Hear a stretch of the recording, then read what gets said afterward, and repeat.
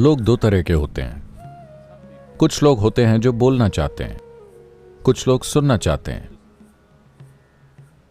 आपको फैसला करना होगा कि बुद्धिमानी किसमें है। कुछ लोग व्यक्त करना चाहते हैं, कुछ अनुभूति करना चाहते हैं। यह अनुभूति है जो आपके जीवन को बेहतर बनाती है, न कि अभिव्यक्ति। मुझे पता है कि आप फ्रॉइड की संतान हैं, क्योंकि आधुनिक मनोविश्लेषण और मनोरोग विज्ञान ने यहां तक कह दिया है कि आपको व्यक्त करना होगा, वरना आप पागल हो जाएंगे।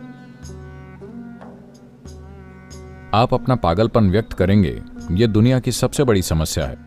हर कोई दुनिया में अपना पागलपन व्यक्त करने में व्यस्त है। हर कोई दुनिया में अपनी कमियों को व्यक्त करने में व्यस्त है। हर कोई दुनिया में अपने पूर्वाग्रह और राय को व्यक्त करने में व्यस्त है।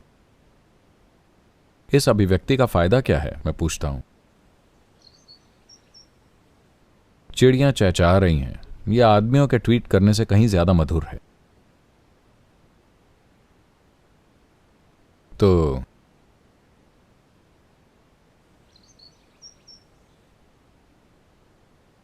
अभिव्यक्ति जीवन को खर्च करने की तरह है। इसको खर्च करना, अनुभूति जीवन को बेहतर बनाना है। आपके लिए यह जीवन बेहतर बनाने के लिए होना चाहिए, खर्च करने के लिए नहीं। मैं चाहता हूं आप इस पर ध्यान दें। जीवन के इस पल में आप बस आराम से बैठिए और उन सभी चीजों को देखिए जिनकी अभिव्यक्ति आपसे हुई है। सामाजिक नजरिया छोड़ दीजिए, बस जीवन की तरह देखिए। आप एक दिन पैदा हुए और आप एक दिन मर जाएंगे। इसके बीच में वो सारी चीजें जो आपने कही हैं और की हैं और व्यक्त की हैं, इनका मतलब क्या है? जीवन में इनका महत्व क्या है?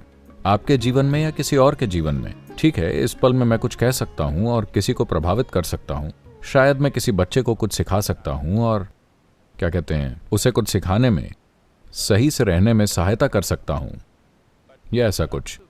लेकिन असल जीवन में, जीवन के अंश के रूप में इसका क्या मतलब है? जो भी चीजें मैंने व्यक्त की हैं, इनका कोई मतलब नहीं है। लेकिन जो भी आपने अनुभूति की है, वो आपको जीवन में आगे, काफी आगे लेकर जाएगा। आपने पहले से जो भी थोड़ी बहुत अनुभूति की है, अगर आप उसे व्यक्त करना चाहते हैं तो मैं कहूंगा ठहरो। ये बेचैनी, आप जानते हैं, पूरी दुनिया में है। ये एक अमेरिकन चीज हुआ करती थी, लेकिन अब यह हर जगह है। हर कोई बेचैन है। इससे पहले कि वो 20 साल के हों, वो चाहते हैं कि उनके जीवन में सब कुछ हो जाए। हर चीज जो आप जीवन में कर सकते हैं वो हो जानी चाहिए, क्योंकि इस चीज की बेचैनी है। एक डर है कि कहीं आप खुद को व्यक्त ना कर पाएं। अभिव्यक्ति के लिए डरने की जरूरत नहीं है, क्योंकि अगर आप अनुभूति की गहराई में जाते हैं तो आपकी अभिव्यक्ति शाब्दिक नहीं, कर्म से नहीं, बल्कि आकाशीय तरीके से होती है। और यही लोग हमेशा जीवित रहते हैं। आज मेरे अनुभव में, अगर मैं बस बैठ जाऊं, मेरे लिए चाहे आदि योगी हों या कृष्ण या बुद्ध या कोई भी योगी जो अपनी भौतिक प्रकृति से परे जिए, वो सब मेरे लिए अभी यहां पर हैं। वो यहां जीवित हैं, वो भूतकाल में नहीं हैं। जब मैं उनके बारे में बोलता हूं, मैं ऐसे बात करता हूं जैसे वो यहीं हैं, क्योंकि वो यहां हैं। जब आप अपने शरीर से काम करते हैं तो ये अस्तित्व में एक तरह के निशान छोड़ता है और ये मिट जाता है। अगर आप अपने मन से शक्तिशाली तरीके से कुछ काम करते हैं तो ये बड़ा निशान छोड़ता है, लेकिन ये कुछ समय बाद मिट जाता है। अगर आप अपनी भौतिक ऊर्जा को विशेष तरीके से गुंजायमान करते हैं तो ये एक बड़ा, बहुत बड़ा निशान छोड़ता है जो बहुत लंबे समय तक रहता है, फिर ये मिट जाता है। अगर आप इससे परे कुछ करते हैं,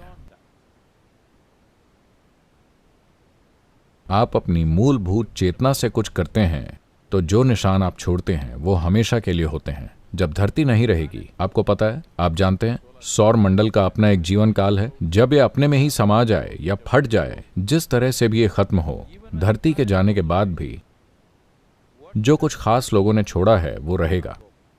आपने मार्कंडेय के बारे में सुना है? मार्कंडेय सौर मंडल का विनाश होने पर भी जीवित रहे और फिर वापस आए, क्योंकि जो आप अपनी चेतना के साथ करते हैं वो भौतिक चीजों के साथ नहीं मरता है। भौतिक चीजों के मरने का मतलब किसी इंसान के मरने से नहीं है। जब सौर मंडल भी मर जाए, ब्रह्मांड भी मर जाए, पूरी गैलेक्सी मर जाए, जो आपने चेतना के स्तर पर किया है वो नहीं मरेगा। यह हमेशा के लिए निशान छोड़ता है और हमेशा के लिए उपलब्ध रहता है। किसी भी प्रकृति का कोई भी जीव जो जरूरी बोध रखता है, उस जीव के लिए यह हमेशा उपलब्ध रहता है। तो अपने जीवन को अभिव्यक्ति पर फोकस ना करें, यह बेकार जाएगा। Perception. Let this life be a lifetime of perception. अनुभूति, इस जीवन को अनुभूति का जीवन काल बनाएं। सारी साधना ज्यादातर अनुभूति की दिशा में होती है। अभी एक टीचर ट्रेनिंग प्रोग्राम चल रहा है, हम उनसे वो बोलने को कह रहे हैं जो वो जानते भी नहीं है। ये खतरनाक रास्ता है।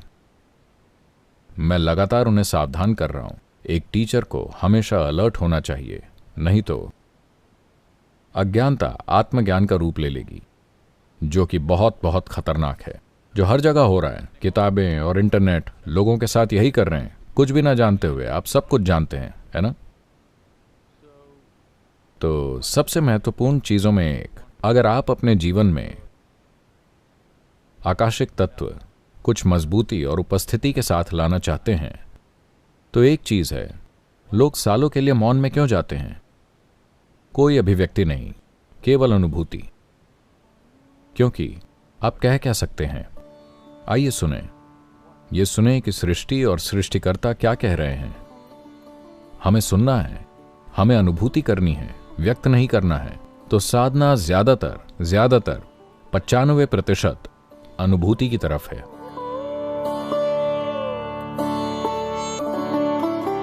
अगर हम इसे अभिव्यक्ति की दिशा में करना चाहें तो हम आसानी से कर सकते हैं, लेकिन लोग हर तरह की कमियों में अभिव्यक्ति पाने लगेंगे जो उनमें है।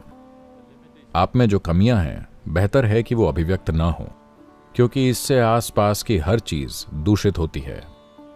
मैं ये नहीं कह रहा कि आप गंदे विचार फैलाने जा रहे हैं या गंदी भावनाएं, गंदी ऊर्जा, नहीं। सीमित रहना सबसे बड़ा जहर है। ऐसा नहीं है कि आपको कुछ नकारात्मक करना है। सीमितता आपके कष्टों का आधार है। सीमितता आपके कष्टों का मूल कारण है। सीमितता जो लोगों ने फैलाई है, विचारों की सीमितता, भावनाओं की सीमितता, अनुभव की सीमितता, सबसे बड़ा जहर है जो लोगों ने निगला है। यह जितना कम बाहर आए उतना ही अच्छा। बिल्कुल बाहर ना आए तो सबसे अच्छा। लोग यहां 25 साल से साधना कर रहे हैं, हम उन्हें एक बार भी बोलने नहीं देते, क्योंकि उन्हें व्यक्त नहीं करना है। उन्हें बस अनुभूति को गहरा करना है, लगातार गहरा करते जाना है, क्योंकि आपको जो अनुभूति करनी है वो करोड़ों गुना, हजारों, लाखों, करोड़ों गुना उस चीज से बड़ी है जो आप कभी व्यक्त कर सकते हैं।